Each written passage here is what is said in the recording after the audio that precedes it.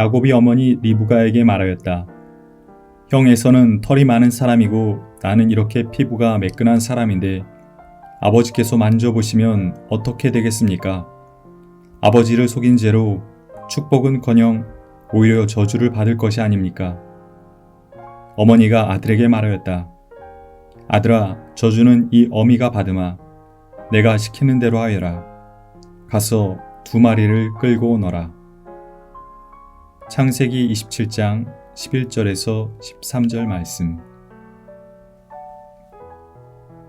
눈이 어두워진 이삭은 자신이 죽을 날이 멀지 않았음을 느끼고는 맏아들 에서에게 축복을 해주려 합니다. 에서는 축복을 받기 전에 아버지가 드실 특별한 음식을 마련하기 위해 사냥을 나갑니다. 죽음을 앞둔 아버지가 맏아들에게 복을 빌어주려던 이 뜻깊은 의식은 리브가가 개입하며 크게 틀어지고 맙니다. 쌍둥이를 임신했을 때 형이 동생을 섬기게 될 것이라는 말씀을 들었기 때문이었을까요? 거친 에서보다 가정적인 야곱을 더 좋아했기 때문이었을까요? 에서가 동족 이스라엘 여인이 아니라 가나안 여인과 결혼한 게 싫어서였을까요? 에서가 자신의 장자권을 팥죽 한 그릇의 동생에게 넘기는 경솔함을 보였기 때문이었을까요? 아니면 그 모든 이유 때문이었을까요? 어머니 리브가는 첫째 아들 에서가 아니라 둘째 아들 야곱이 아버지의 축복을 받게 하기로 마음먹었습니다. 야곱은 어머니로부터 형의 축복을 내가 받으라는 말을 듣고는 아버지를 속인 죄로 축복은커녕 오히려 저주를 받게 될 것이라며 주저하였습니다. 그런 야곱에게 어머니 리브가가 말합니다. 아들아, 저주는 이 어미가 받으마. 너는 내가 시키는 대로 해라.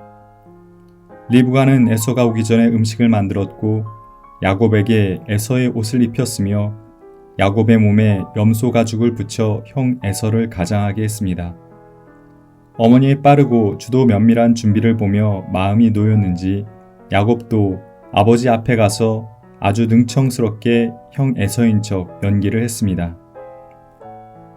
눈이 어두워진 이삭은 에서를 연기하는 야곱을 마주하며 약간의 의심이 들었지만 그의 털을 만져보고 그가 준비해온 음식을 먹고 그의 옷에서 나는 냄새를 맡아보고는 이내 의심을 거두어들였습니다.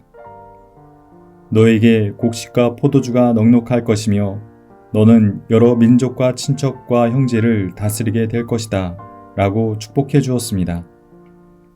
사냥에서 돌아온 에서는 야곱이 아버지와 자신을 속이고 자기가 받아야 했던 축복을 빼앗아갔다는 것을 알게 되었습니다. 에서는 아버지께 울면서 자신에게도 복을 빌어달라고 청했지만 더 이상 빌어줄 복이 남아있지 않던 이삭은 그에게 살아갈 조언을 해줄 뿐이었습니다. 야곱에 대한 원한 감정이 커진 에서는 야곱을 죽이려 마음먹었습니다. 형제간에 살인이 날 것을 염려한 리브가는 야곱을 하란에 사는 자기의 오라비 라반에게 보내기로 합니다. 오늘의 본문인 창세기 27장에 나오는 이삭의 가족 4명은 결국 모두 실패자가 되었습니다. 아버지 이삭은 첫째 아들 에서에게 축복하려던 계획을 실패했습니다.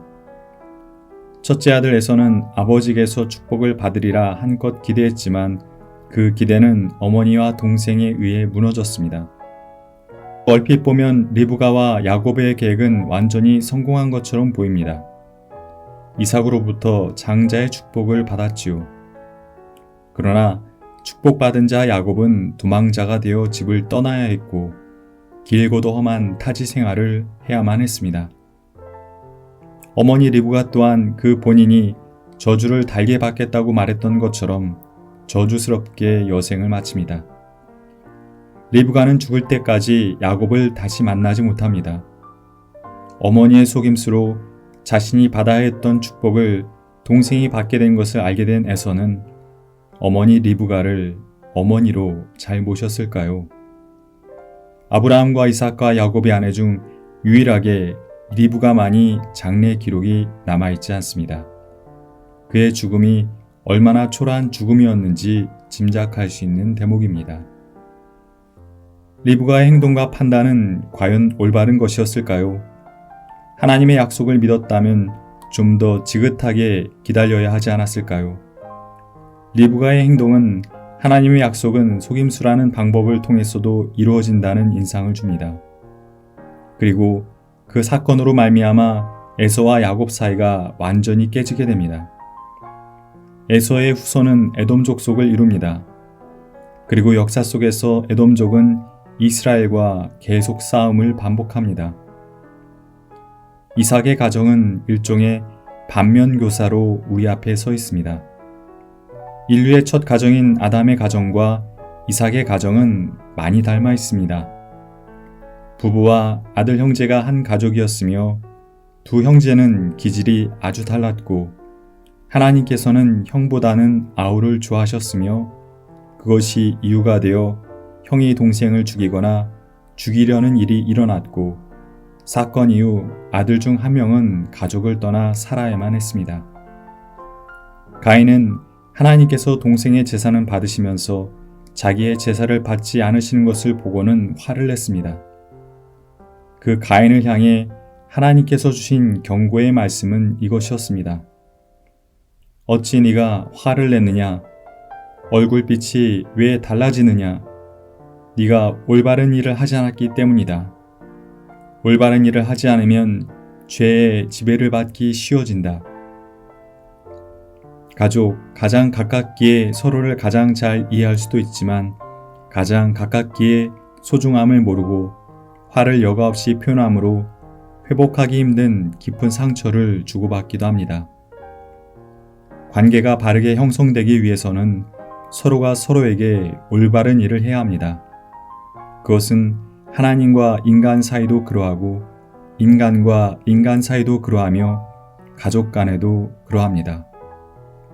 야곱이 나중에 진정한 성조로 설 수 있었던 것은 그가 많은 부를 이루었기 때문도 아니고 무력으로 형을 지배했기 때문도 아니라 원수처럼 여기던 형의 얼굴에서 하나님의 얼굴을 볼 수 있게 되면서 형제 간의 올바른 관계를 회복했기 때문이었음을 우리는 기억해야 합니다.